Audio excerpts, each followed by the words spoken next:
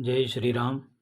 નમસ્કાર મિત્રો, મારી આ એલજી ભક્તિભાવ યુટ્યુબ ચેનલમાં તમારું હાર્દિક સ્વાગત છે. આજે આપણે રામનવમી નિમિત્તે ભગવાન શ્રીરામના જન્મ અને મર્યાદા પુરુષોત્તમ શ્રીરામની વાત કરીશું. ભગવાન શ્રીરામના જન્મ વિશે વાત કરું તો ચૈત્ર માસના શુક્લ પક્ષની નવમી તિથિ ને બરાબર મધ્યાહનના સમયે અભિજીત નક્ષત્રમાં માતા કૌશલ્યાના ગર્ભથી દશરથ રાજાના પુત્ર રૂપે પ્રભુનું આ પૃથ્વી પર પ્રાગટ્ય થયું. સમગ્ર અયોધ્યામાં આનંદ ઉભરાયો. રઘુકુલના રાઘવની અદ્ભુત ને અનેરી આભા, મુખ પર ખૂબ ક્રાંતિ, બાળપણથી જ સ્વભાવે શાંત, સૌમ્ય ને સુશીલ વ્યક્તિત્વના ધની, ધૈર્ય, સંભાવ, સહિષ્ણુતા, આજ્ઞાકારી, સાદગી ને સ્નેહભર હૃદયના સ્વામી. આજે મર્યાદા પુરુષોત્તમ શ્રીરામની વાત કરીએ. વિચારથી વ્યવહાર સુધી અને વ્યક્તિથી ઉત્તમ વ્યક્તિ સુધી શ્રીરામનો પ્રવાસ માણીએ. માત્ર જય શ્રીરામનું નામ લેવાથી રામ ભક્ત ન થવાય. રામની ભક્તિ માટે તો હનુમાનજીનું ઉદાહરણ જોવું પડે. રામમય થવા માટે રામના રસ્તે ચાલવું પડે, અને જ્યારે રામના રસ્તે ચાલી શકાય ત્યારે જે રામના નામે પથ્થરા તરી ગયા હોય એ માર્ગે ચાલીને માનવ તરીકે આખો જન્મારો તરી ન જવાય? તો એવા રામ વિશે આજે થોડી વાત કરતાં હૃદયથી રામનું સ્મરણ કરીએ. રઘુનંદન શ્રીરામને મર્યાદા પુરુષોત્તમ તરીકે ઓળખાય છે. આમ તો પરમ તત્વનું અવતરવું એ અકારણ થયેલી કૃપા જ હોઈ શકે. તેમણે જીવનમાં કદી કોઈ મર્યાદાનું ઉલ્લંઘન નથી કર્યું. પછી તે મર્યાદા સમાજની, પરિવારની, ધર્મની, રાષ્ટ્રની હોય કે સંબંધોની, દરેક કર્મ કે લીલા મર્યાદામાં રહીને કરી. શત્રુ સાથે પણ મર્યાદા જાળવી વ્યવહાર કર્યો.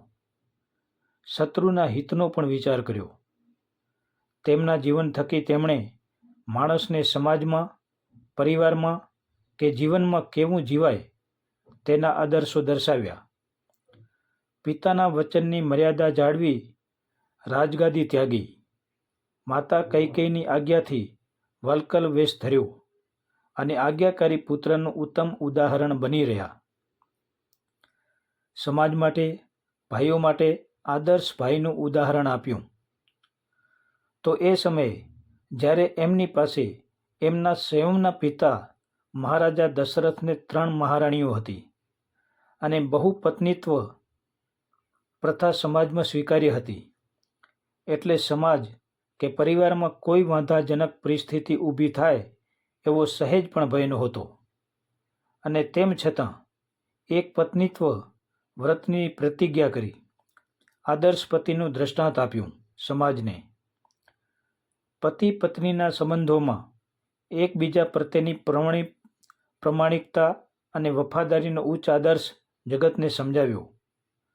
ત્યારે આ સમાજે આજે પણ સમજવાની જરૂર છે કે જે સ્ત્રી પાસેથી સીતાની મર્યાદા, સીતાના ત્યાગ કે સીતા જેવી સહનશીલતાની અપેક્ષાઓ રાખવામાં આવે છે, તેને સીતાના ગુણો સમજાવવામાં આવે છે, ત્યારે પ્રત્યેક પુરુષે પણ રામના રસ્તે ચાલીને રામના ગુણોને સ્વીકારવા અને અપનાવવા પડે.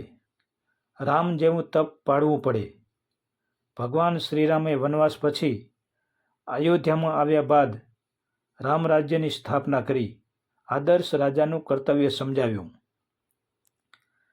રાવણની સમગ્ર અસુર જાતિને મોક્ષ આપી ઉદ્ધાર કર્યો. ભગવાન શ્રીરામે રાવણ સાથેનું યુદ્ધ જીતીને લંકામાં પોતાનું સામ્રાજ્ય નથી સ્થાપ્યું, પરંતુ એ સામ્રાજ્યને ખરેખર તેના યોગ્ય અધિકારીના હાથમાં સોંપ્યું, જે ભગવાન શ્રીરામની ન્યાય અને નીતિમત્તા દર્શાવે છે, અને આમ ન્યાયને નીતિમત્તાના રસ્તે ચાલવાનો શ્રેષ્ઠ સંદેશ આપે છે. અન્યના હકનું ન લેવાનો આદર્શ સમજાવે છે, અને વિભીષણના ધર્મનિષ્ઠ હાથોમાં રાવણનું સામ્રાજ્ય સોંપી સમાજમાં ધર્મ અને મર્યાદા સ્થાપી પોતે સર્વશક્તિમાન હોવા છતાંય ક્યારેય પોતાની શક્તિઓનો નિર્બળ પર બળ પ્રયોગ નથી કર્યો. શ્રીરામ પોતાની શક્તિઓની પણ મર્યાદા જાળવે છે. કપરા કષ્ટદાયક સંજોગોમાં પણ મુખ પર સ્મિત, વાણી, વર્તન અને વ્યવહારથી સંયમ કેળવી માત્ર અયોધ્યામાં જ નહીં પણ લંકાવાસી શત્રુઓના પણ મન જીતી લીધા ને જેમને મળ્યા તેમના હૃદયમાં વસી ગયા. ભગવાન શ્રીરામના જીવન કવનમાંથી સમગ્ર માનવજાતને આદર્શ જીવનના મૂલ્યો મળે છે. શ્રીરામના જીવન કવનમાં એકરૂપતા જોવા મળે છે. તેમના જીવનમાંથી મર્યાદા, અનુશાસન, સંબંધોની સમજણ, ન્યાય અને નીતિમત્તા, સત્તા કે શક્તિઓનો ઉચિત ઉપયોગ, પ્રેમ, કરુણા અને પરોપકારની ભાવના જેવા અનેક મૂલ્યો પ્રતિપાદિત થાય છે. અને ત્યારે માત્ર રામને જાણવા પર્યાપ્ત નથી. રામને અનુસરવાથી, રામના રસ્તે ચાલવાથી જીવન ઉન્નતિ તરફ જઈ શકે. જ્યારે રામ જેવી મર્યાદા અનુસરીએ, સંયમ અને સદ્ગુણોનો સંચાર માનવ તરીકે આપણા જીવનમાં થઈ શકે તો મનુષ્ય તરીકે ઉત્તમ જીવન જીવી શકાય. કેમ કે આપને ત્યાં માત્ર રામના ચિત્રની નહીં, એમના ચારિત્ર્યની પૂજા થાય છે. આપણી સંસ્કૃતિમાં માત્ર જ્ઞાનની નહીં, જ્ઞાનની સાથે ગુણોની પૂજા થાય છે. બાકી જ્ઞાનમાં તો રાવણ પણ ઘણો ઉન્નત હતો, પણ ગુણમાં શૂન્ય થઈ ગયો. ટૂંકમાં ગુણો વગરનું જ્ઞાન અર્થહીન બને છે. સાંપ્રત સમયમાં બાળ ઉછેરથી લઈને શિક્ષણ, કેળવણી અને સમજણના મૂલ્યો રોપાય તે ખૂબ જરૂરી છે. આપણા બાળકોના હૃદયમાં આપણા ધર્મ, સંસ્કૃતિ, સિદ્ધાંતો અને આદર્શો વિશે નાનપણથી જ સાચી સમજ રોપવામાં આવે તે ખૂબ જરૂરી છે. આજનું બાળક આવતીકાલનું પુખ્ત વયનું નાગરિક છે. જો એની ભીતર માનવતા, પરોપકાર, કરુણા, નીતિમત્તા, સત્ય અને કર્તવ્યનિષ્ઠાના મૂલ્યો નાનપણથી રોપાયા હશે તો ભવિષ્યમાં તે માત્ર પરિવાર માટે નહીં, સંસાર અને સમાજ માટે પણ ઉપકારક સાબિત થશે. કારણ કે સાંપ્રત સમયમાં શિક્ષણ અને કેળવણી ક્ષેત્રે થતા આમાં ફેરફારો, એમાં વધતી જતી સવલતો અને સગવડો બાળકને પ્રજ્ઞાવાન ચોક્કસ કરી શકે, પણ ચારિત્ર્યવાન બાળક તો ભીતરમાં રોપાયેલા સદ્ગુણો અને સંસ્કારોના સિંચનથી જ બનશે.